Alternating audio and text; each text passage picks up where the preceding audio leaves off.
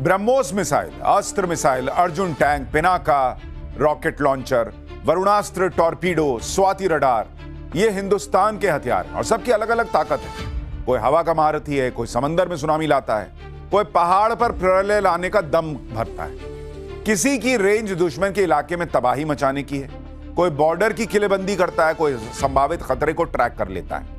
मतलब सबके अलग अलग टारगेट तय हैं। मगर क्या आपको इनकी कॉमन बात पता है? कॉमन यह है कि ये सब स्वदेशी है, मेक इन इंडिया के तहत बने और इन्हें तैयार करते हैं वो साइंटिस्ट जिन्हें डीआरडीओ एक बैनर के नीचे इकट्ठा करता है। आज राष्ट्रगर में देश को फौलादी, बाहुबली और दमदार बनाने वाले इसी डीआरडीओ की कहानी आपको सुनाने जा रहा हूं। अपनी पहचान पब्लिक करने के बजाय हथियारों से बात करने वाले डीआरडीओ ने हमें गर्व करने के अनगिनत मौके दिए और इस बार भी ऐसा ही खास लम्हा आया जो नेक्स्ट लेवल का है। आपको तस्वीर दिखाता हूं मिसाइल टेक्नोलॉजी की। दुनिया में भारत का क्रांतिकारी कदम है। जल्दी ही हम ऐसी मिसाइल बनाने जा रहे हैं जो हवा से हवा में मार कर सकेंगी, यानी डीआरडीओ की बनाई गई मिसाइलें एयरक्राफ्ट में फिट होंगी और फिर सामने हेलीकॉप्टर हो, वॉर प्लेन्स हो, मिसाइल्स हो, उन्हें बर्बाद किया जा सकेगा। भारत ने इसके लिए एसएफडीआर तकनीक, जिसे सॉलिड फ्यूल डक्टेटेड रैमजेट कहा जाता है, उसका टेस्ट किया है और इस तरह की मॉडर्न टेक्नोलॉजी अमेरिका, रूस, फ्रांस और चीन जैसे दुनिया के बड़े देशों के पास ही है। जब इस तकनीक से लैस मिसाइल बनेगी तो हमारी सेना और मजबूत होगी और फिर दुश्मन के लिए डेंजर जोन का दायरा और बढ़ा देगी। राफेल में एयर टू एयर स्वदेशी अस्त्र मिसाइल को लगाए जाने की योजना इसी का हिस्सा है। वायुसेना को मजबूत करने के मकसद से बड़ा फैसला लिया गया है। जल्दी ही अस्त्र MK1 और अस्त्र MK2 मिसाइलों के परीक्षण किए जाएंगे और ये कई लेवल पर होंगे। पहले स्टेप के तहत अस्त्र मिसाइल को राफेल एयरक्राफ्ट में फिट किया जाएगा और नॉर्मल उड़ान भरी जाएगी। इसके बाद समझा जाएगा कि राफेल के आधुनिक रडार और सिस्टम के साथ अस्त्र मिसाइल काम कर सकेगी या नहीं। तीसरा स्टेप होगा बैलेंसिंग लेवल का। इसमें जाना जाएगा कि मिसाइल लगाने से राफेल पर कोई असर तो नहीं पड़ रहा। आखिर में राफेल से अस्त्र का लाइव फायरिंग टेस्ट किया जाएगा। अगर सभी तरह के परीक्षण सफल रहे तो राफेल में अस्त्र भी लोड की जा सकेगी। यह डिफेंस सेक्टर में डीआरडीओ की बड़ी जीत होगी। माना जा रहा है कि इसके लिए 2 साल लग सकते हैं। अस्त्र का पहला वर्जन सुखोई 30 MKI और तेजस में हमारी सेना बखूबी इस्तेमाल कर रही है। जरा देखिए कैसे। भारत की ताकत से आपको गर्व होता है कि नहीं होता है?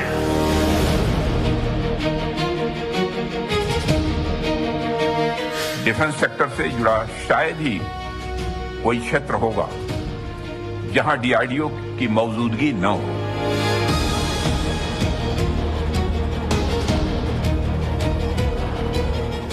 आपने भारत के मिसाइल कार्यक्रम को दुनिया के सबसे उत्कृष्ट कार्यक्रमों में शामिल किया है।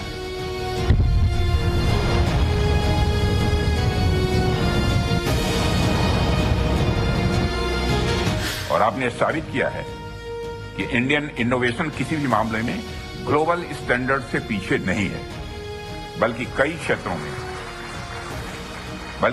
क्षेत्रों में उनसे आगे खड़ा है।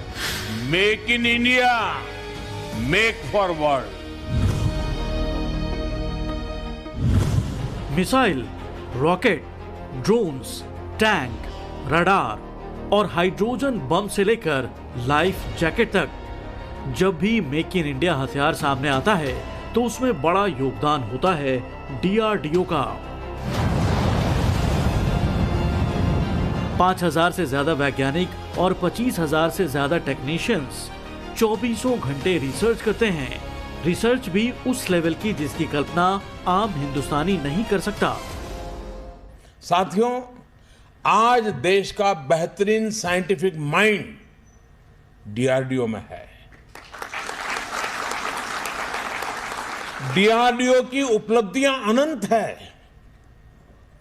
अभी मैंने जो एग्जीबिशन देखी है, जिसमें मौजूदा उपलब्धियों के साथ साथ भविष्य के आपके प्लान्स और प्रोजेक्ट की भी जानकारी है।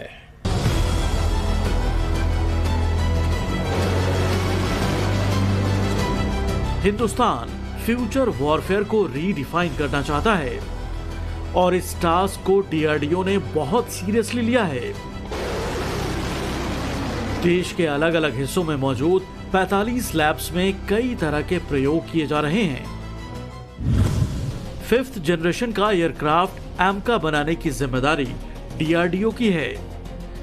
देसी S-400 यानी कुशा एयर डिफेंस सिस्टम को डीआरडीओ ही डिजाइन कर रहा है। एआई बेस्ड हथियार और रोबोटिक्स का देसी मॉड्यूल डीआरडीओ भी डेवलप करेगा। खास बात यह है कि डीआरडीओ का फोकस सेना के किसी एक पार्ट को ही मजबूत करना नहीं, बल्कि हर मोर्चे पर कामयाबी दिलाना है। जैसे ब्रह्मोस सिस्टम यूज हुआ, आकाश सिस्टम यूज हुआ, MRSAM सिस्टम यूज हुआ, D4 जो एंटी ड्रोन सिस्टम है वो यूज हुआ, हमारा AWNC Mark 1 सिस्टम यूज हुआ। तो हमारे जो डिजाइन एंड डेवलपमेंट सिस्टम्स जो डीआरडीओ ने डेवलप किए थे वो काफी सिस्टम्स बहुत अच्छा परफॉर्मेंस उन्होंने दिया। यानी डीआरडीओ ने इस देश को गर्व करने के अनगिनत लम्हे दिए, राष्ट्र गर्व से भरा है। लेकिन अफसोस कि उसके बारे में इस तरह से बात नहीं होती जैसे आज हम आपको राष्ट्र गर्व में बता रहे हैं। देखिए, डीआरडीओ सिर्फ संगठन नहीं है, बल्कि भारत के शौर्य, स्वाभिमान और भविष्य की सुरक्षा का नाम भी है। डीआरडीओ के बदौलत भारतीय सेना की fire power, air defence, anti tank क्षमता और प्रिसिजन स्ट्राइक में क्रांतिकारी बदलाव आया है। यह आत्मनिर्भर भारत का सबसे मजबूत उदाहरण है। हम और आप सेना पर भरोसा करते हैं, उसी तरह सेना डीआरडीओ के बनाए गए हथियारों पर अटूट विश्वास रखती है। आपको डीआरडीओ की बनाई गई मिसाइलों की छोटी सी लिस्ट बताता हूं, फिर कहिएगा कि वाकई ये राष्ट्र गर्व कराने वाला संगठन है या नहीं। जैसे बैलिस्टिक मिसाइल की लिस्ट अगर देखें तो अग्नि के तौर पर जबरदस्त मिसाइलें मौजूद हैं। अग्नि से लेकर अग्नि 5 का परीक्षण डीआरडीओ कर चुका है। अग्नि 5 की रेंज तो 5000 किलोमीटर से ज्यादा है। यह पूरे एशिया और यूरोप तक पहुंच सकती है। पृथ्वी मिसाइल को भी डीआरडीओ ने बनाया है। इसके 3 अलग अलग वर्जन तीनों सेनाओं के लिए। पृथ्वी 3 के जरिए 700 किलोमीटर की दूरी जद में आ जाती है। कम दूरी की बैलिस्टिक मिसाइलों में प्रहार भी आती है। यह भी डीआरडीओ ने ही डेवलप किया है और इसकी रेंज 150 किलोमीटर तक। प्रलय मिसाइल के रूप में डीआरडीओ ने ऐसा हथियार बना लिया जो चीन और पाकिस्तान बॉर्डर के हिसाब से परफेक्ट है। इस सेमी बैलिस्टिक मिसाइल की 500 किलोमीटर दूर की क्षमता दुश्मन को खत्म करने की ताकत रखती है। अब क्रूज मिसाइल की लिस्ट देखिए। ब्रह्मोस को तो दुनिया जानती है, इसे डीआरडीओ ने रूस के साथ मिलकर बनाया है। 1000 किलोमीटर तक मार करने वाली निर्भय मिसाइल डीआरडीओ ने तैयार की है और यह रडार को चकमा देते हुए परमाणु हथियार भी ले जा सकती है। सतह से हवा में मारने वाली मिसाइलों में आकाश भारत के पास है, इसे डीआरडीओ के वैज्ञानिकों ने तैयार किया। एयर टू एयर कैटेगरी में अस्त्र मिसाइल आती है, यह डीआरडीओ की देन है। चौथी पीढ़ी का हल्का लड़ाकू विमान तेजस भी डीआरडीओ की एजेंसी एडीए ने डिजाइन किया है। प्रधानमंत्री मोदी इस विमान से उड़ान भर रहे थे तो एचएएल के साथ साथ डीआरडीओ के योगदान को भी वो सराह रहे थे। अब तेजस का मार्क 2 वर्जन भी तैयार है। इसमें डीआरडीओ की एजेंसी एडीए खास तरह के रेडोम तैयार कर रही है। यह रेडोम विमान के नाक पर लगा वो हिस्सा होता है जिसके पीछे रडार छिप जाता है।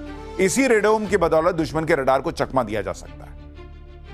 स्वदेशी टैंक से लेकर रॉकेट लॉन्चर तक, अगर मैं इन सब की लिस्ट गिनाने बैठूंगा तो आप कहेंगे कि बस करो भाई।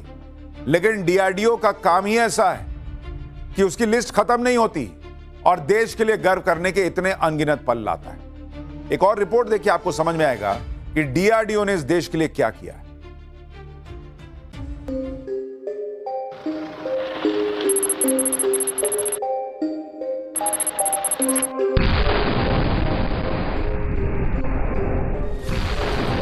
देश का पहला परमाणु बम स्माइलिंग बुद्धा डीआरडीओ ने भाभा एटॉमिक रिसर्च सेंटर के साथ मिलकर बनाया। डीआरडीओ की एक लैब ने इम्प्लोजन लेंस असेंबल किए जो कि परमाणु विस्फोट के लिए जरूरी हाई एक्सप्लोसिव सिस्टम थे। दूसरी लैब ने डेटोनेशन सिस्टम तैयार किया। कई डीआरडीओ वैज्ञानिक स्माइलिंग बुद्धा के परीक्षण के दौरान 24 घंटे एक्टिव थे। पोखरण में न्यूक्लियर टेस्ट हुआ तो दुनिया ने हिंदुस्तान की परमाणु पावर देखी। भारत को गर्व के इन लम्हों तक पहुंचाने के लिए डीआरडीओ के वैज्ञानिकों ने खासी मेहनत की थी। डीआरडीओ के साइंटिस्ट ने अमेरिकी खुफिया एजेंसी CIA की जासूसी से बचने के लिए खुद को सेना की वर्दी में रखा और छद्म नाम इस्तेमाल किए। भूमिगत टेस्ट करना था, जमीन के नीचे करना था, उसके लिए बहुत गहरी शेफ्ट तैयार करनी थी। कैसे डिजाइन होगा उन शेफ्ट का, कितनी हमें सुरक्षा का ध्यान रखना होगा, और उसमें उन डिवाइस को जो है कैसे बनाया जाएगा, दोनों तरह से, एक्सप्लोजन के लिए भी और एक हथियार के रूप में भी। तो वो सब काम डीआरडीओ के अलग अलग लेबोरेटरीज में इसके अलग अलग काम किए गए। तो हिंदुस्तानी सेना का कमाल दिखा। हालांकि दुश्मनों को बर्बाद करने के पीछे डीआरडीओ ने भी अथक परिश्रम की है। डीआरडीओ के बनाए गए कई हथियार ऑपरेशन सिंदूर का पार्ट थे। ऑपरेशन सिंदूर डीआरडीओ की सेल्फ रिलायंस का बड़ा उदाहरण माना गया, जहां देसी तकनीक ने पाकिस्तानी हमलों को रोका। भारत के शौर्य और पराक्रम की ये तो थी ही परीक्षा, लेकिन आपकी टेक्नोलॉजी की भी परीक्षा थी और उसमें आप पास कर गए।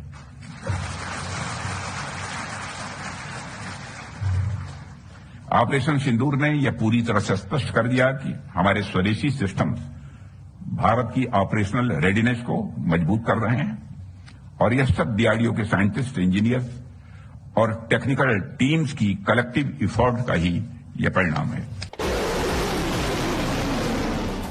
बीते कुछ सालों से डीआरडीओ ने जबरदस्त कायाकल्प किया है। साल 2014 के बाद से जितने नए अनुसंधान हुए, डीआरडीओ ने निराश नहीं किया।